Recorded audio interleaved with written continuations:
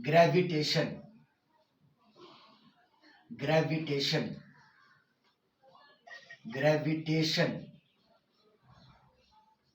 ठीक है, इसमें ऐसा कुछ नहीं है कि आपको समझ में नहीं आएगा। रोटेशनल डायनामिक्स से इसको कोई मतलब नहीं है, समझ गया बात को। ये चैप्टर बहुत ही इंडिपेंडेंट चैप्टर है, समझ गए। हाँ, न्यूमेरिकल बनाएंगे तो इतना पता होना चाहिए कि न्यूटन्स लॉज ऑफ मोशन क्या है, सर्कुलर मोशन क्या है, समझ गए। उस पर बेस्ड इसमें क्वेश्चन आपको रहेगा। यहाँ भी एसएचएम का कुछ क्वेश्चन आएगा जो हम करवाएंगे आप लोग को, समझ गए। तो सबसे पहला टॉपिक इसमें है न्यूटन्स लॉ ऑफ ग्रेविटेशन। सबसे पहला topic Newton's law of gravitation. आइए, Newton's law of gravitation, Newton's law of gravitation, Newton's law of gravitation, Newton's law of gravitation, है ना। इलेक्ट्रोस्टैट से बहुत कुछ मिलता जुलता है इसका, इलेक्ट्रोस्टैट से बहुत कुछ मिलता जुलता है। आप समझिए कि आपको इलेक्ट्रोस्टैट का रिवीजन का एक मौका मिला है ग्रेविटेशन के जरिए, समझ गए। Newton's law of gravitation. सबसे पहले इसी टॉपिक को हम लोग डील करते हैं। थोड़ा अपने पेन में इंक डाल लें ताकि फ्री हो जाए।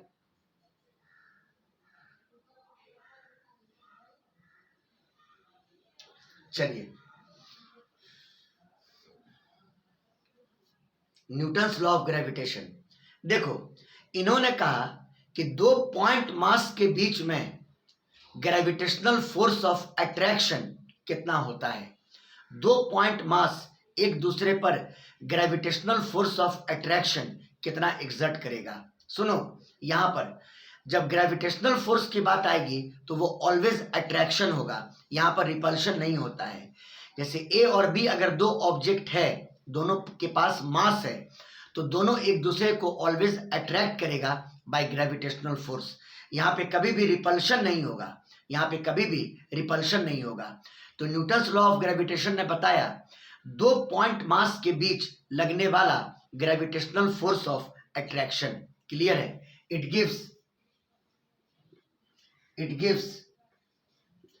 gives a mathematical method, it gives a mathematical method, it gives a mathematical method to calculate the gravitational force of attraction, gravitational force of attraction, gravitational force of attraction, force of attraction, attraction between 2 point masses, between 2 point masses, दो point masses के बीच में, है ना, दो point masses के बीच में। Clear है। आइए बोर्ड पे देखिए, मान लिया जाए कि ए पॉइंट है ये और ये बी पॉइंट है। तो ध्यान से समझिएगा, ए पर मास है m1 और बी पर मास है m2। अब दोनों के बीच का डिस्टेंस मान लो कि r है, समझ गए। क्या होगा, ए बी पर gravitational force of attraction exert करेगा, ए बी पर gravitational force of attraction exert करेगा। तो आप बी पर टेल को रखिए और हेड ए की तरफ दीजिए, हेड ए की तरफ दीजिए। तो मतलब ये जो मैंने एरो बनाया ये बी पर लगने वाला ग्रेविटेशनल फोर्स हुआ ड्यू टू ए। समझ गया बात को। इसका नाम दे दो एफ बी ए, इसका नाम दे दिया एफ बी ए, है ना।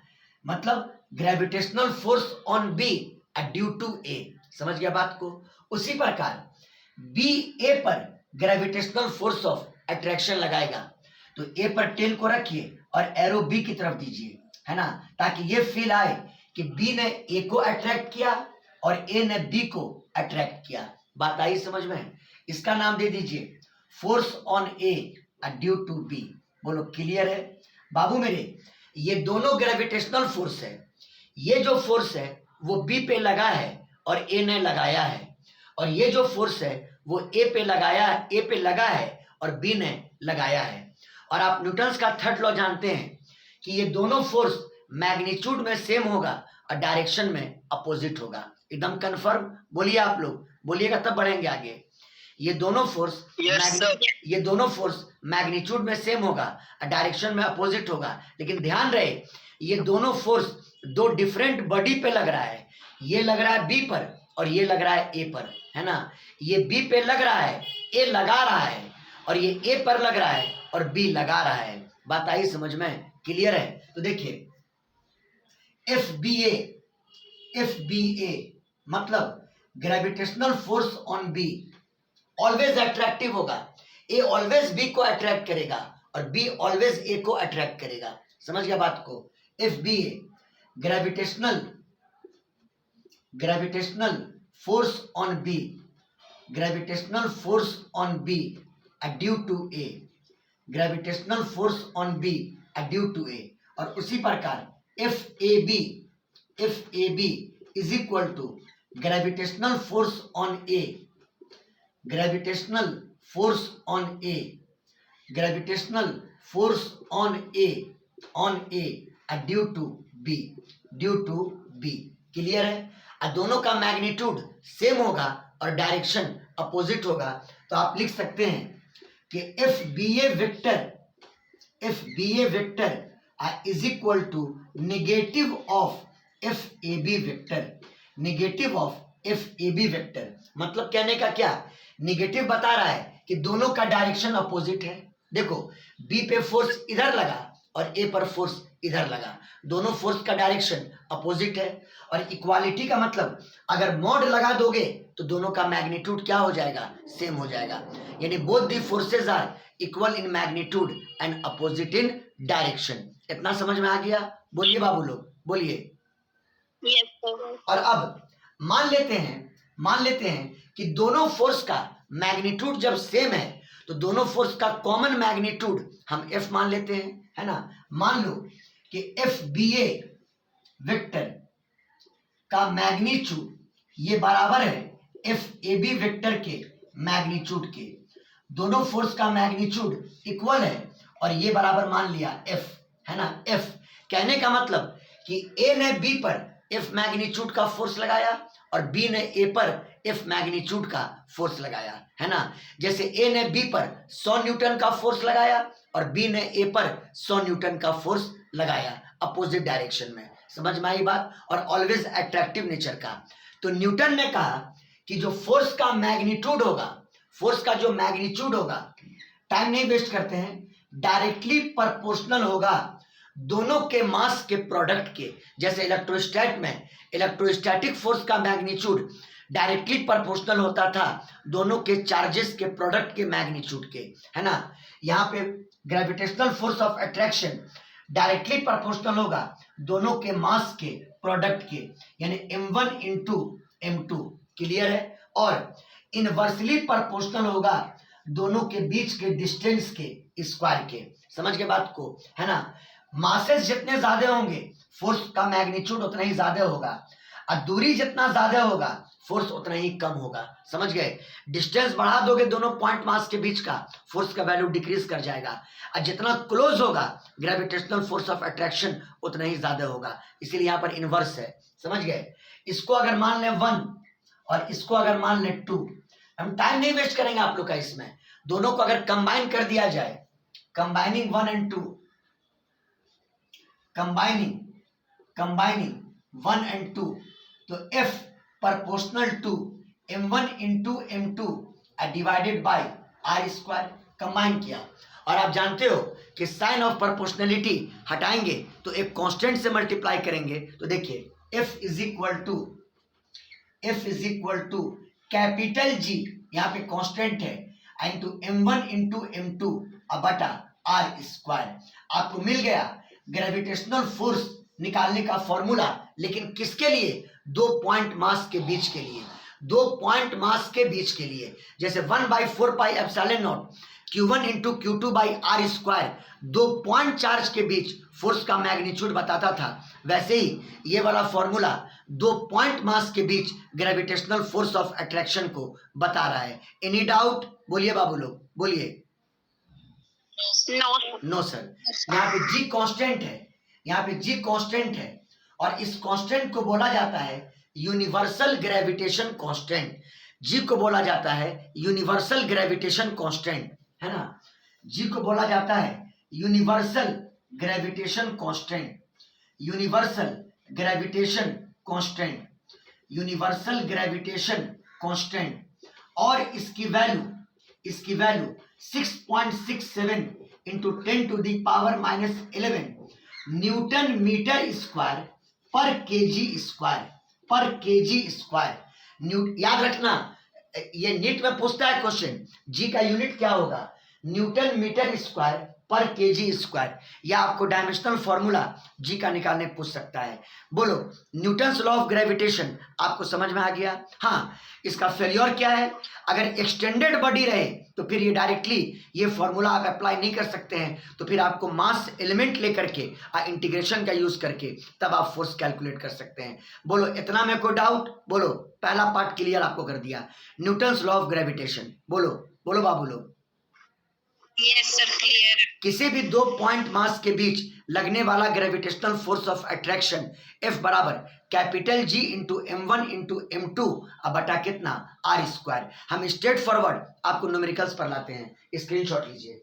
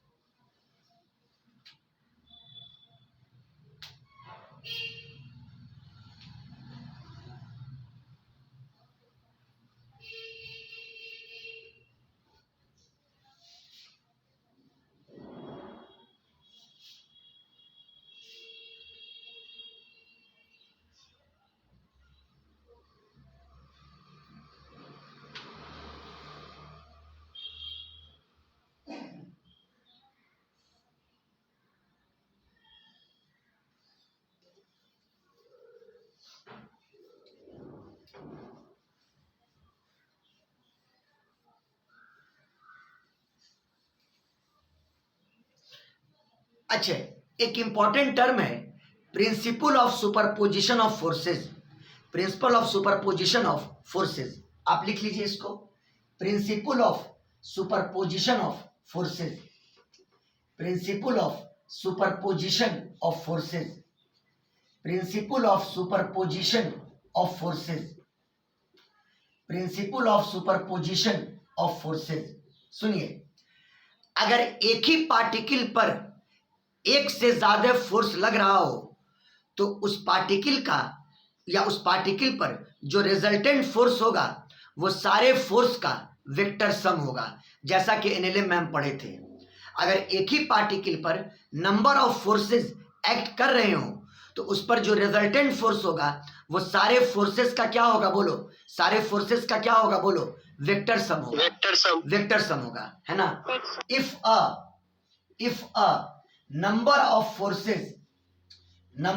forces are acting on a particle, number of forces are acting on a particle, number of forces are acting on a particle, then the resultant force, then the resultant force, then the resultant force, then the resultant force on particle, then the resultant force on particle is the vector sum, is the vector sum, is the vector sum of all the forces, vector sum of all the forces acting on the particle,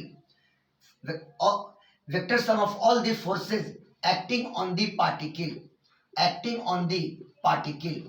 clear है? अच्छा, इसको, अच्छा कमर बोलो sir, इसको एक और वे में समझाइए ना, एक और वे में समझाइए सर, इसको एक और वे में समझाइए। हाँ, हम समझाते हैं आपको। मान लो मुबश्शिर आपका बहुत बेस्ट फ्रेंड है, चलिए मान लीजिए, है ना, आप मुबश्शिर से मिले अकेले में, तो उसने आपको जो ट्रीट दिया, आपके साथ जो बिहेवियर उसने शो किया, आपने उसको मेजर कर लिया। बोलिए, क्लियर है? बोलो बाबू, बोलो। Yes sir. चलिए, अब आप फिर से मुबश्शिर से मिले, लेकिन मुबश्शिर के अलावा वहां पे 3-4 दोस्त और भी थे आपके, समझ गए, मतलब सब कॉमन फ्रेंड थे, बात समझ में आ रहा है कि नहीं आ रहा है? बोलो। Yes, sir. हाँ, Yes, sir. और फिर मुबश्शिर ने आपके साथ जो ट्रीट किया आपने उसको मेजर किया।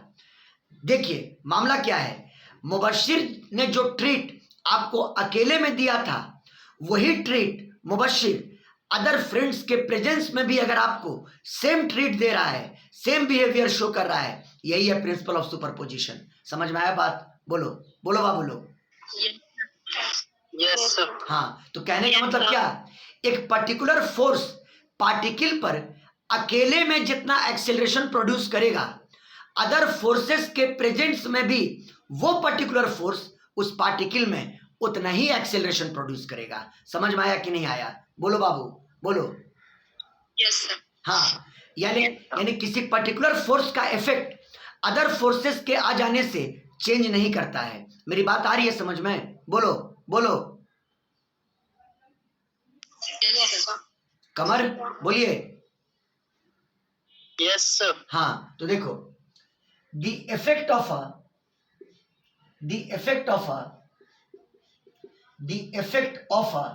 Particular force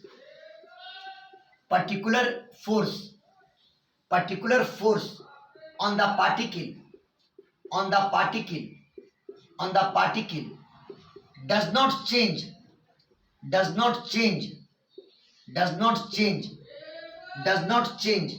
in presence of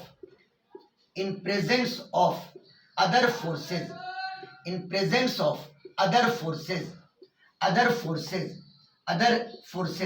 समझ गया बात को? मतलब मान लो एक पर्टिकुलर फोर्स है F1, ये किसी पार्टिकल पर अकेले एक्ट किया तो मान लो एक्सेलरेशन प्रोड्यूस किया 2 मीटर पर सेकंड स्क्वायर। मान लीजिए अब इस F1 के अलावा और भी फोर्स पार्टिकल पर लग रहा है, तो इसका मतलब क्या ये हो जाएगा कि इसका जो एटीट्यूड है, यानी इसका जो इफेक्ट है वो बदल जाएगा? नहीं, ये अभी भी उसमें इतना ही एक्सेलरेशन प्रोड्यूस कर रहा होगा। बाकी अपना अपना प्रोड्यूस करे वो अलग बात है, लेकिन इसका जो अकेले में इफेक्ट था वो इफेक्ट अभी भी बरकरार होगा। बात आई समझ में? बोलो बाबू लोग बोलो। Yes, sir. तो देखिए अब इसको मैथमेटिकल फॉर्म देते हैं। If F1 vector comma F2 vector comma F3 vector dot dot dot FN vector are n forces acting on particle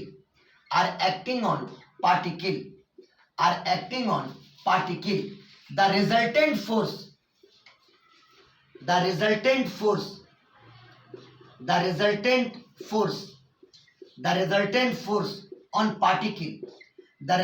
force on particle will be if resultant बराबर बोलो F1 vector plus F2 vector plus F3 vector dot dot dot FN vector, यानी सारे force का vector sum. Clear है? सारे force का vector sum. बोलो इतना में कोई डाउट? ये मैंने एक एक्स्ट्रा थ्योरी दिया आपको, principle of superposition of forces का। समझ में आया कि नहीं आया? बोला जाए। Yes, sir. आइए स्क्रीनशॉट लीजिए, अब क्वेश्चन करते हैं थोड़ा सा।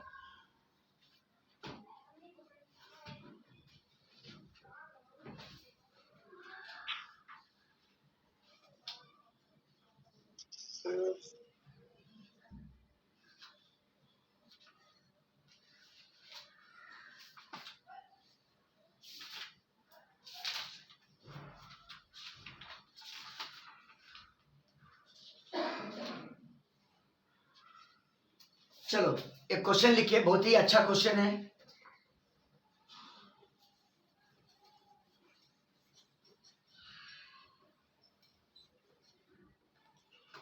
Two particles,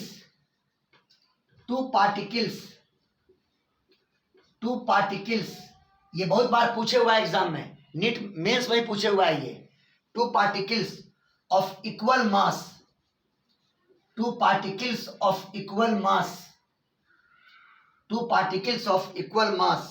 go round a go round a circle, go round a circle, circle of radius r, of radius r, of radius capital R, है ना, under the action of their, under the action of their, under the action of their, under the action of their mutual gravitation attraction, mutual gravitational attraction, under the action of their mutual gravitational attraction, mutual gravitational attraction, mutual gravitational attraction. और इसमें question है, find the speed of each particle, find the speed of each particle, find the speed of, find the speed of, find the speed of each particle, find the speed of each particle. आज ऐसे questions का हम आपको practice करवा दे रहे हैं, है ना. देखो, दो पार्टिकल है, half into under root GM by r. Very good, very good. दो पार्टिकल है, इक्वल मास का है, इक्वल मास का है. अब दोनों पार्टिकल एक सर्किल पर मूव कर रहा है और वजह क्या है, दोनों के बीच लगने वाला ग्रेविटेशनल फोर्स ऑफ अट्रैक्शन. बस साफ साफ कह रहा है, वो दोनों पार्टिकल एक ही सर्किल पर चल रहा है और वजह क्या है, दोनों पर लगने वाला ग्रेविटेशनल फोर्स ऑफ अट्रैक्शन. दिखाओ फिगर पर. एक सर्किल पहले बना लो, एक सर्किल पहले बना लो. बना लिया. एक पार्टिकल को यहां पे लो और एक पार्टिकल को यहां पे लो. समझ गया बात को. दोनों पार्टिकल का मास सेम है, m और m. क्लियर है. और मान लो दोनों डायमेट्रिकल एंड पर है, दोनों डायमेट्रिकल एंड पर है. बात आई समझ में. तो इसको सेंटर कह दिया. और सर्किल का रेडियस r के बराबर है, तो ये r और ये भी r. ये पार्टिकल भी मूव कर रहा है सर्किल पर और ये पार्टिकल भी मूव कर रहा है सर्किल पर. और वजह क्या है, वजह बस एक ही फोर्स है, वो फोर्स, वो ग्रेविटेशनल फोर्स ऑफ अट्रैक्शन जो दोनों एक दूसरे पर लगा रहा है, और कुछ नहीं. वजह क्या है, वो ग्रेविटेशनल फोर्स ऑफ अट्रैक्शन जो दोनों एक दूसरे पर लगा रहा है. आप एक काम करो, इसका नाम A दे दो, इसका नाम आप B दे दो, और आप किसी एक के मोशन को पढ़ो, किसी एक के मोशन को. मान लो हम A के मोशन को पढ़ लेते हैं. तो पहले मान लो कि दोनों की स्पीड v के बराबर है, जो निकालना है. Find the speed of each particle. आप दोनों की स्पीड क्या मान लो, v के बराबर. Let speed of each particle, speed of each particle, दोनों पार्टिकल की स्पीड मैंने मान लिया v के बराबर. और आप किसी एक पार्टिकल के मोशन को स्टडी कीजिए, दोनों को मत स्टडी कीजिए. एक का स्पीड निकाल लीजिए, जो इसका स्पीड होगा वही इसका भी स्पीड होगा. समझ गया बात को. आइए तो let us consider, let us consider, let us consider motion of A. आइए हम कंसीडर करते हैं मोशन ऑफ ए के. ए के मोशन को हम स्टडी करते हैं. ये बताओ, ए पर वो सब भूल जाओ, वर्टिकली नीचे अर्थ के द्वारा mg, वो सब नहीं लेना है. बस वो ग्रेविटेशनल फोर्स ऑफ अट्रैक्शन लेना है जो बी ने ए पे लगाया, जो बी ने ए पर लगाया. तो सुनिए, ए पर टेल को रखो और बी ए को क्या करेगा, अट्रैक्ट. तो एरो बी की तरफ दो, एरो बी की तरफ दो. फील आया कि बी ए को क्या कर रहा है, बोलो क्या कर रहा है, बोलो क्या कर रहा है, बोलो. ये बी जो है, ये बी ए को क्या कर रहा है, बोलो आयशा. बी ए को क्या कर रहा है,